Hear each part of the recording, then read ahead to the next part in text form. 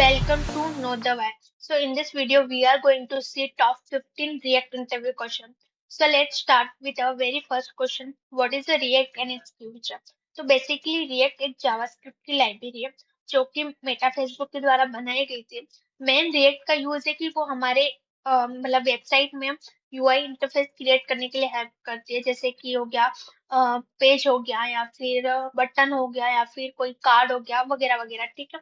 अब इसके फीचर्स क्या है? एक तो ये कंपोनेंट बेस्ड होती है, मतलब तुम अपने ऐप को छोटे छोटे रीयूजेबल ब्लॉक में डिवाइड कर सकते हो, जिसे हम कंपोनेंट कहते हैं। सेकेंड, वर्चुअल डोम यूज करता है, मतलब रिएक्ट डोम को बार बार अपडेट करने के बजाय सिर्फ रिएक्ट एक वर्चुअल कॉपी बनाता है और चेंजेस उसमें करते हैं। थर्ड होता है वन वे डाटा फ्लो, मतलब डाटा सिर्फ पेरेंट से चाइल्ड कंपोनेंट में जाता है। ये हमारा इजी टू मैनेज हो जाता है इससे वजह से। फोर्थ होता है फास्ट एंड परफॉर्मेंस, ये चेंजेस स्मार्टली करता है तो इसलिए ऐप फास्ट फील होता है। तो पहले हम रिएक्ट और दूसरी वेबसाइट का कंपेयर करते हैं। तो उसके लिए मैं सबसे बेस्ट रिएक्ट का डॉक्यूमेंट लूंगी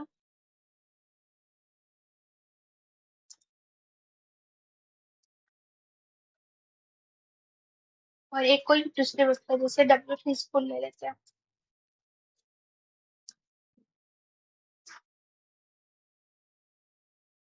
तो ये वाली वेबसाइट हमारी डॉट नेट पे बनी गई है और ये हमारी रिएक्ट पे। ठीक है।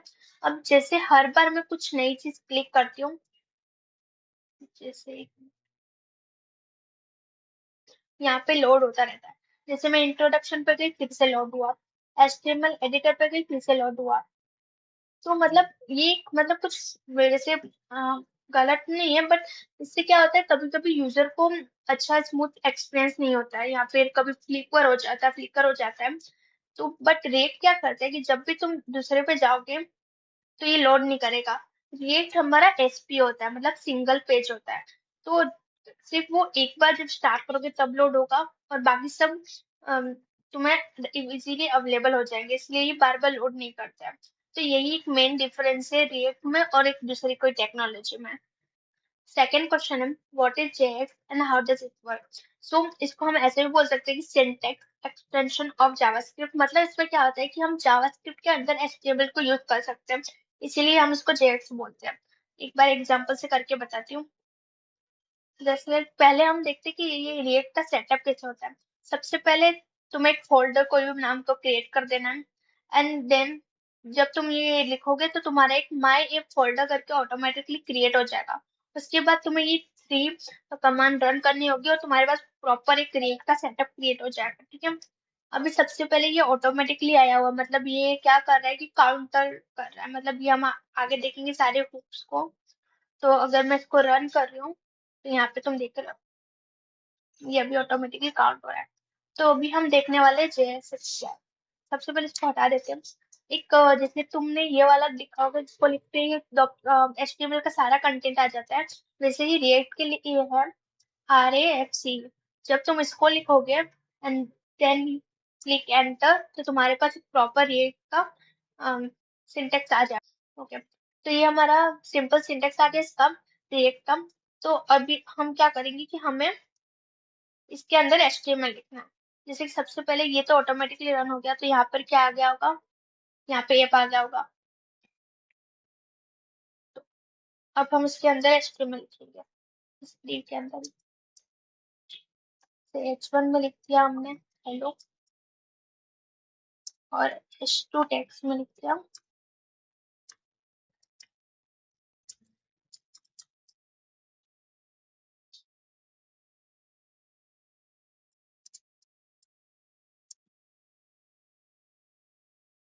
देखो यहाँ पे आ गया।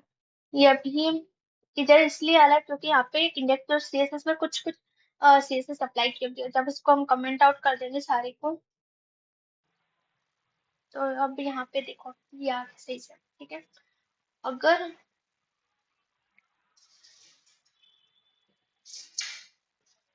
तो यही हमारा जेएक्स है, जो भी रिटर्न के अंदर लिखा, मतलब ये हम क्या करें कि जावास्क्रिप्ट के अंदर एचटीएमएल कोड लिख रहे हैं, तो इसलिए इसको हम जेएक्स बोलते हैं। नेक्स्ट क्वेश्चन है what is a virtual DOM. तो ये क्या करता है कि पहले जो एक्चुअल डॉम होता है उसकी मेमोरी में एक वर्चुअल डॉम कॉपी क्रिएट हो जाती है।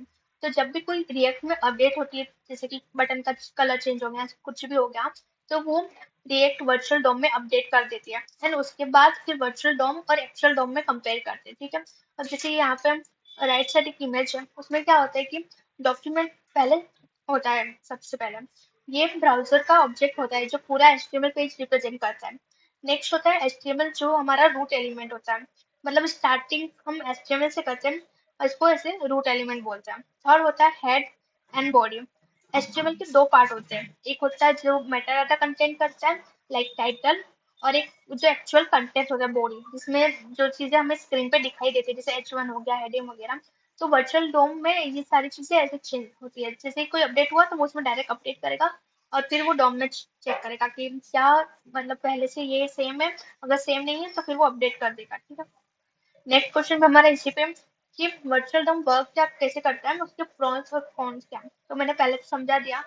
तो तुम्हारा क्या होगा कि यूआई वर्चुअल डॉम में रेंडर होता है। जब भी कोई चेंज होता है, रिएक्ट एक नया वर्चुअल डॉम बनाता है। दोनों जो पुराने वाले वर्चुअल डॉम है और नया वाला है वो कंपेयर होता है। उस कंपेरिजन को हम डिफिंग कहते हैं। तो जो भी डिफरेंस मिलता है वो रियल डॉम में अप्लाई करते हैं। तो इसके प्रोस क्या है कि इतनी फास्ट रेंडरिंग होता है, जो यूजर का एक्सपीरियंस है वो स्मूथ मिलता है एक्सपीरियंस, और इसकी मेमोरी एफिशिएंटली यूज होती है। कॉन्स क्या है कि थोड़ा कॉम्प्लेक्स हो जाता है एक टाइम के बाद, और ये ऑलवेज फास्टर नहीं होता जब कोई हमारे पास स्मॉल एप्स हो। और ये नेक्स्ट फिफ्थ क्वेश्चन है, what is react node, element and component, मतलब इन तीनों के बीच में डिफरेंस क्या है।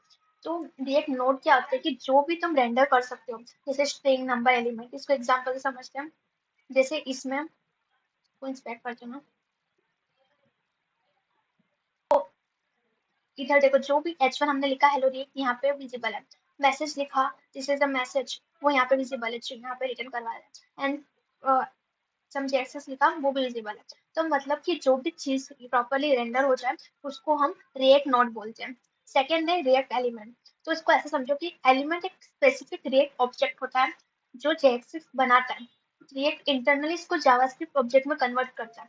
मतलब इजी समय बोलो तो एक यूआई का छोटा सा पार्ट जो जेएक्सिस की हेल्प से बनाया गया हो। जैसे यहाँ पर H1 हेलो रिएक्ट H1 है, ठीक है। अब इसको बैकएंड कैसे समझता है, रिएक्ट एलिमेंट। तो हम इसको लिखेंगे ऐसे, रिएक्ट डॉट क्रिएट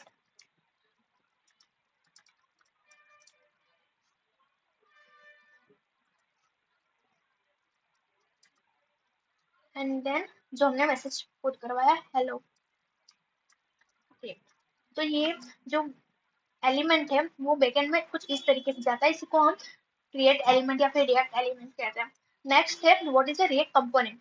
तो कंपोनेंट क्या होता है, एक जावास्क्रिप्ट फंक्शन होता है या फिर क्लास होता है जो जेएक्स रिटर्न करवाता है। मतलब जो भी रिएक्ट एलिमेंट है उसको जो रिटर्न करवाता है वही हमारा कंपोनेंट होता है। जैसे कि अब यहाँ पे फंक्शन है, फंक्शन मैसेज जो एक मैसेज पैराग्राफ रिटर्न करवा रहा है। ठीक है। अब हम क्या करेंगे कि इसको यहाँ पे कॉल करेंगे।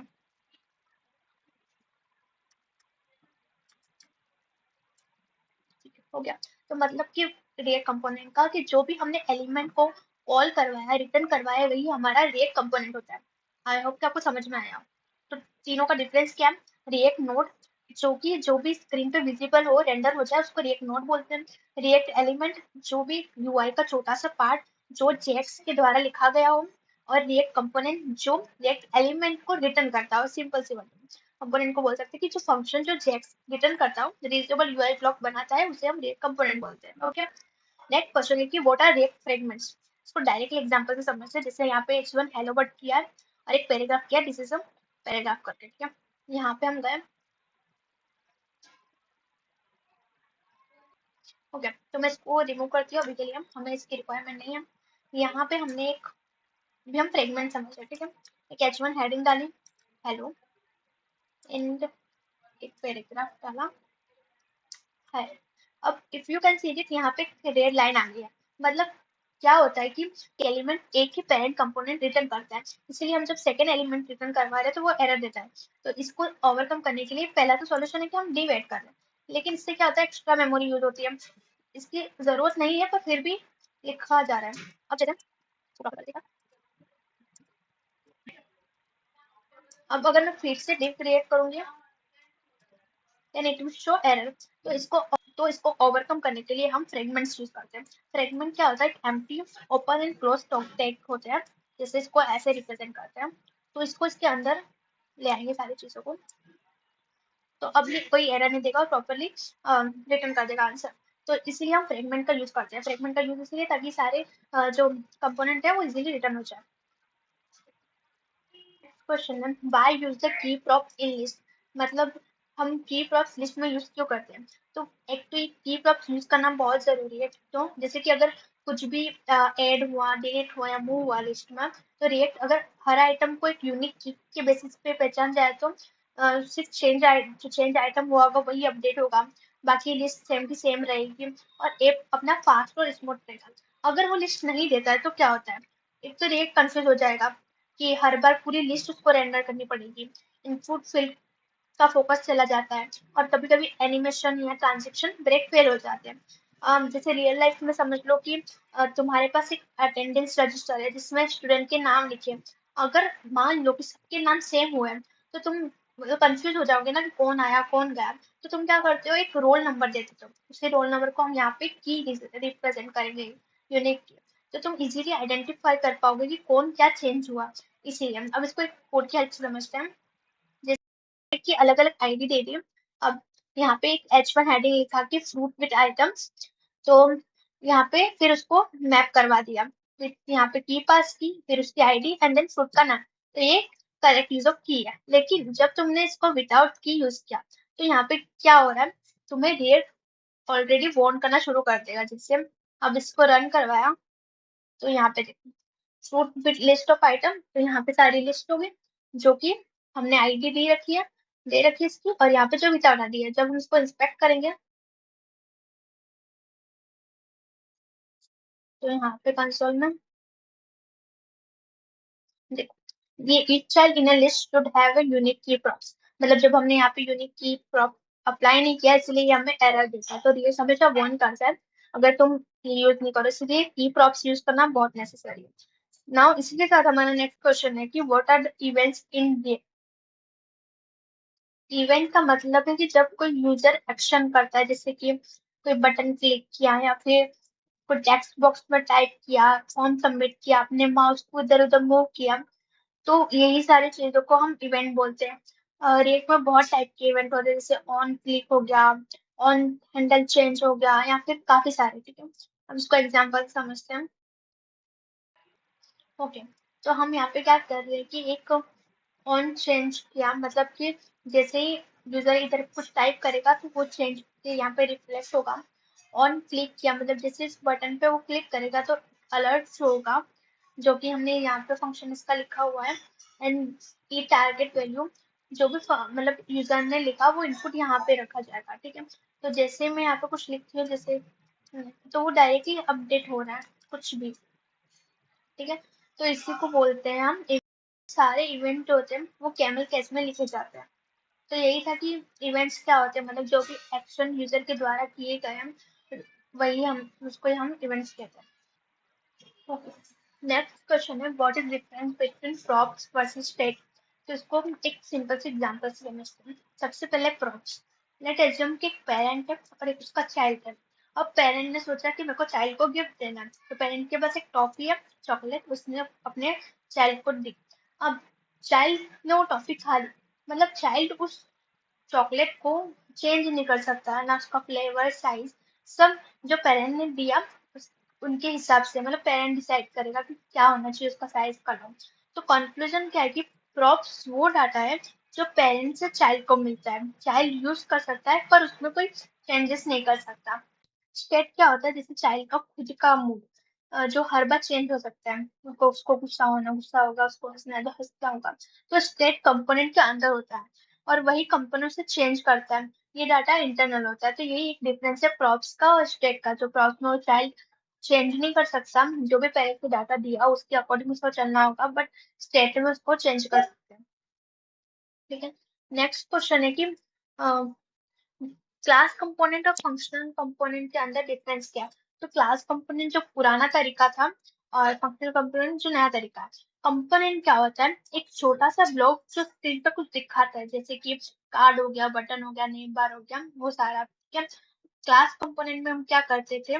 जावास्क्रिप्ट क्लास के फॉर्म में लिखता था, दिस कीवर्ड यूज करना पड़ता था, स्टेट और लाइफ साइकिल मेथड को हैंडल करने के लिए काफी अलग अलग सिंटैक्स लिखने पड़ते थे, मतलब इन शॉर्ट कोड कोड जो होता था वो काफी लंबा हो जाता था। जैसे अब अगर रियल लाइफ एग्जांपल लो, तो जैसे कोई वॉशिंग मशीन है, अगर उसको हमें खुद से मैन्युअली ऑन करना पड़े, मैन्युअली रिंस पिन सब कुछ मैन्युअली करना पड़े, ज्यादा कंट्रोल लेकिन ज्यादा एफर्ट्स भी डालने पड़ते हैं उसमें, ठीक है। लेकिन फंक्शनल कंपोनेंट कैसे काम करते हैं कि इसमें हम फॉर्म में लिखते हैं सारी चीजें, जो सारे फंक्शंस होते हैं उसको फॉर्म में लिखते हैं, उसमें हम बुक्स यूज करते हैं, कोड काफी एकदम छोटा और क्लीन हो जाता है, तो वो जो दिस कीवर्ड का झंझट होती है वो भी नहीं होता है, जैसे कि हमारे पास ऑटोमेटिकली मशीन आ गई है। तो यही एक डिफरेंस है, ये क्लास कंपोनेंट जो होता था वो पहले पहले यूज करते थे, एंड फंक्शन कंपोनेंट अभी यूज करते हैं, सारी चीजें यूज करते हैं, जैसे कि हुक्स हो गया या फिर यूज स्टेट यूज वगैरह सारे